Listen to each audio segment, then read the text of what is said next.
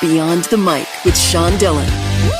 We're joined on the Starline by a woman who specializes in strategic communications, crisis management, and media relations. She was also personal assistant to JFK Jr., her tag team writing partner, editor-at-large at People magazine, where she's worked for 30 years. They've teamed up to write JFK Jr., an intimate oral biography. We welcome RoseMarie Terenzio and Liz McNeil. Hi. Hey, nice to talk to you. Yes. Hi, Sean. Friends, let's go beyond the mic. July 16th was the 25th anniversary of JFK Jr.'s death. RoseMarie, what was your favorite memory of JFK Jr.? Oh, my favorite memory was probably when we were in the office, and my favorite memories, I should say, because I don't think there was one, but when we'd be in the office and we'd just be sitting around talking about ideas for the magazine, and he would, we would just be, shooting the breeze and talking, and he'd come up with some idea, and then we'd start making jokes and laughing and making fun of each other, and those are some of my favorite memories. He was a practical joker and and he had a great sense of humor, and he was a great mimic. He could mimic anyone, meet them once, and do an exact impression of them. Liz, as you worked on this project, how did co-writing this help you understand JFK Jr. better? I think there were just so many people that I had no idea who knew John, who had crossed paths with John. I think from the media's perspective, we only knew John from the outside, really, right? He's really protected by a very, very close circle of friends, the only way that he could have any kind of normalcy in his life. And throughout the course of our book, we just talked to so many people. There were so many surprises. He was good friends with Mike Tyson. He had an incredible moment with Gary Hart, right? And Gary talks to us about how John's father was the one who inspired him to go into politics. So there were just surprises after surprises, and so many people that John touched, people who had touched John. RoseMarie Terenzio and Liz McNeil, authors of the book JFK Jr., an intimate oral biography, joins us beyond the mic for the Rocking 8. Ladies, all this is 8 random questions.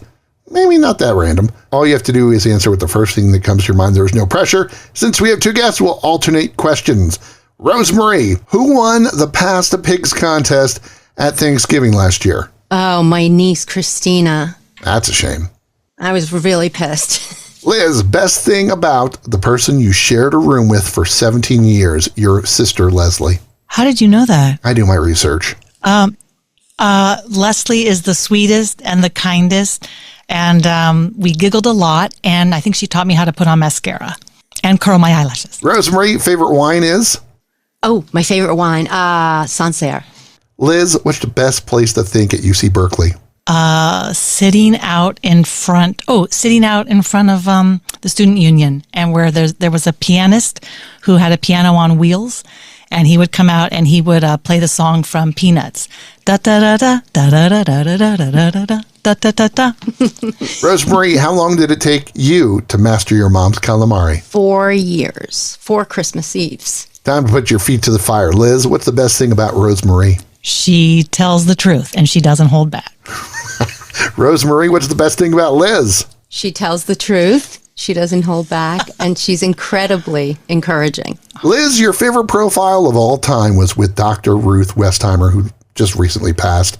What was the one question you were tempted to ask, but didn't? Well, the one thing that Dr. Ruth would never talk about was her own sex life. Now, it is not easy to ask a woman of that generation in her 90s about her sex life. But let's just say I was a little bit curious. Let's sneak in one more. How did writing this book change the both of you?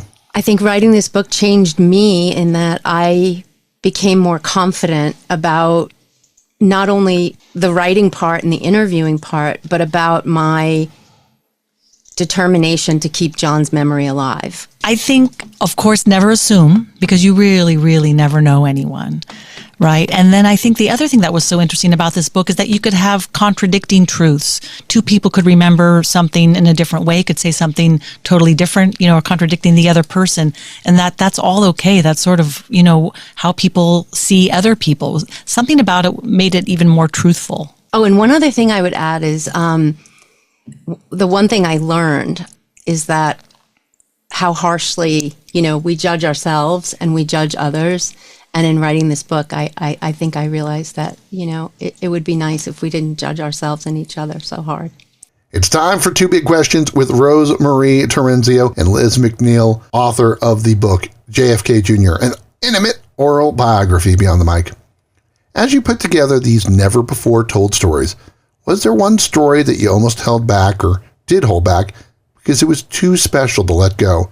What was it? I think probably about their marriage and talking about the trouble that they had in their marriage. I was hesitant, but I felt that in order to make them real and human and make people invested in the story, we had to be truthful, and we had to talk about things that were, for me, were a little difficult. I think when we wrote about when the family says goodbye on the USS Briscoe and the ashes are committed to the sea, it was very, very personal. But we tried to show sort of the heartbreak of saying goodbye to John, and that's why we included it in the book. And I think, as we were writing it, we sort of wrote that towards the end, and I think we were sort of saying goodbye to John, and we allowed his friends to say goodbye. In that last chapter, it's called The Coda. So we tried to present it in a very truthful and empathetic way. JFK Jr. said, quote, "If we can do just one thing at George, we hope it's to demystify the political process, to enable you to see politicians not just as ideological symbols, but as lively and engaging men and women who shape public life," unquote. What would JFK Jr. think of the political climate today? I think he'd say you have to listen to the other side. Absolutely. RoseMarie will win Pass the Pigs contest to regain the family championship this year. Liz loves sitting in front of Berkeley Student Union, and they want you to read JFK Jr., an intimate oral biography. RoseMarie Terenzio, Liz McNeil, thanks for taking the time to talk with us today. Sean, thank you so much. My Sean. jaw's on the floor from your this questions. is amazing. And I would like to meet you someday. They were amazing. I mean, if you come to New York, we are so taking you out. I don't know how you knew we played Past the Pigs, but I love it. And I was so afraid you were going to ask me. I'm like, I have no idea what Past the Pigs means. Oh, it's so good. And how'd you find out? I have 5 sisters. How do you know one of my sisters is named Leslie? It's research, I tell you. And that, my friends, is a Beyond the Mic shortcut. If you're enjoying these conversations, please check out another Beyond the Mic episode to find more actors, artists, and people you need to know.